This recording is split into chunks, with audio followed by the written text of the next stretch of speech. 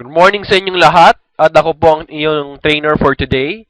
Ako si John Jester Ching and ang di-discuss ko ngayon is General's Course 1, New Technopreneurs Orientation or NTO. So ano ba talaga ang dapat mong gawin pagka-join mo ng V-Mobile? Siyempre, number 1, aralin mo ang negosyo at mag-attend ng trainings, which is ito po yung first part. So, anong gagawin nyo on your first week sa V-Mobile?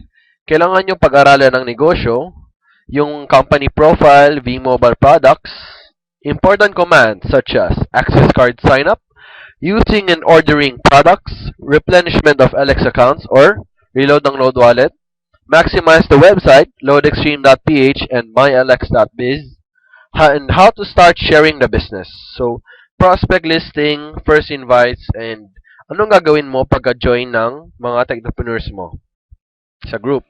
So, dito, company profile, ang V-Mobile Technologies ay established April 29, 2008.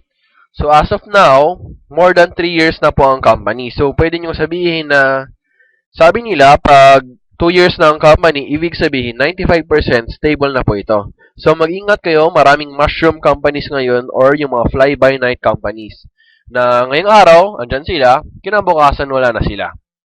So dito, ang V-Mobile subsidiary of Penta Capital Management Corporation. Ibig sabihin, ang Penta Capital ang may-ari ng V-Mobile. So proven technology for 5 years. Yung Load Extreme kasi, yung system na ginagamit natin, yan pa yung pinakauna dati, 2003, si Sir Benko ang gumawa ng Universal Loading System. Nauna pa tayo sa Smart. Nung wala pa silang e-load, meron ng Load Extreme. Diba? Ang galing ni Sir Benko. So dito, 1.1 billion revenue in less than 2 years. Ibig sabihin, kumikitang kabuhayan talaga ang V-Mobile. So pag ang kumpanya kumikita, hindi yan magsasara. Dito, who is Penta Capital? So, kailangan nyo gawin yung homework nyo, mag-research kayo, pero some points na pwede nyo ma-consider dito is, established sila 1957. So, more than 50 years na ang Penta Capital, ibig sabihin, sobrang stable na nito. So, kailangan i-build up nyo yung credibility ng Penta Capital dahil sila yung may-ari ng V-Mobile. And syempre, para ma-warningan nyo rin yung mga prospects nyo sa ibang kumpanya na yung tao-tao lang may-ari, sa atin talaga, super credible and super stable yung company natin. V-Mobile products, yan. Sobrang dami nating produkto. Cellphone cards. Yung mga cards na ini-scratch. Landline. Yung online cards. Yung mga broadband internet kasali na dyan. Globe Tattoo, Sun Broadband, Smart Bro. So dito, online gaming. Yung mga mahilig mag-games.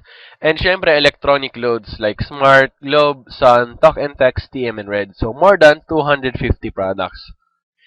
So dito, to know the updated list of products, kailangan yung pumunta sa loadextreme.ph under products. So pagpunta nyo sa website, click nyo yung products, makita nyo doon, updated list ng produkto natin.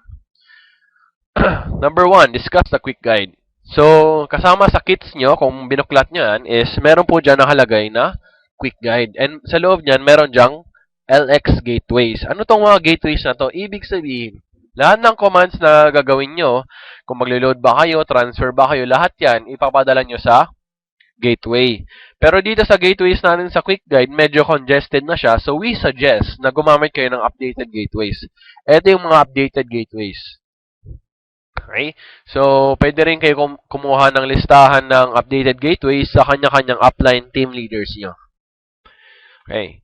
So, paano mag-register ng access card? So, dito, pag gamit mo yung cellphone mo, merong format sa quick guide mo, LX space reg, space ID number, space SAC, yung SAC, subscriber activation code, located sa likod ng access card. Space birth date, remember to follow the format, which is month. Kung March ka, 03-22-1988. Okay, March 22, 1988, tandaan yung birthday ko. And then space, telco, kung Globe, Sun, or Smart. So, pag talk and text or TM, talk and text ka or red, ibig sabihin Smart ka. Pag TM ka, Globe. Space, your full name. So, send to your updated gateway, magre-replay siya ng PIK nyo. So, remember, ang tawag natin doon sa cards, hindi po siya retailer cards. Pwede nyo tawagin Techno User cards or Access cards na lang. And then, very important, take note of the assigned gateways and save it as your primary gateway. So, pag text nyo sa gateway, mag-assign siya ng gateway sa inyo, isave nyo sa phone book nyo para mas madali. Double check your birthday, kung tama yung format, telco, and full name. Pero ang recommended talaga namin para mas madali is online access card sign up. Punta kayo sa website natin which is loadextreme.ph. So, tandaan nyo, loadx, walang e, then stream.ph. So, ito yung website natin. Sa upper right, makikita nyo dyan, no account, click here. Click nyo yan. And then, fill up nyo to, full name nyo, address, yung province, pwedeng wala na. Birth date, dito naman, slash ang format. So, sa birthday ko, March 22, 1988, that's 03/22/1988. Sa cell number, remember to follow the format 0917-1234567. ID number nyo, nasa kit nyo. SAC, nasa likod ng Technopreneur card nyo. And, of course, your email. Then, press submit.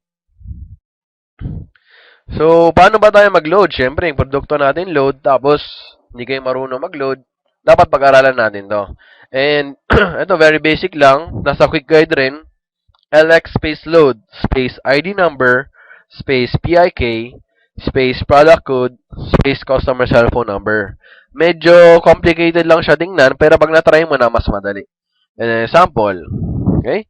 LX space load, ito yung ID number niya, 534123457, space PIK, space your product code, SU50X, ibig sabihin, Sun 50 ang denomination, and then the cell phone number. So, dito, sample ulit, ang pinakaiba lang ang product code which is level up 100. Ang tatandaan nyo, pag ang auto-load, meron siyang X sa dulo. So, mas madali pag auto-load kasi automatic, pasok agad sa cellphone nyo yung load. Pag pin-based cards naman, kailangan nyo pa siya i-load. Kung paano mag-load ng pin-based cards, nasa product guide lang kasama sa kit. Okay? So, tips. Save the format in your phones. Pwede mo i-save as draft or template yung LX load format natin. Para ang papalitan mo na lang parati is product code and cellphone number. Number 2, always double check. And number 3, be wise and smart. So, yun nga, mas madali auto-loads kaysa ipin. Dito ba, nagreklamo yung downlines nyo kung bakit hindi pumasok yung load, double check nyo lang format. Kasi kadalasan na mali dito, may double space, or mali yung product code, yung mga ganon, 90% ng mga reklamo is human error, 10% lang yung system error. So, how do you load? Ito yung cellphone mo. Ang average discount natin, para walang gulo, ang sabihin nyo lang 8 to 11%. Okay?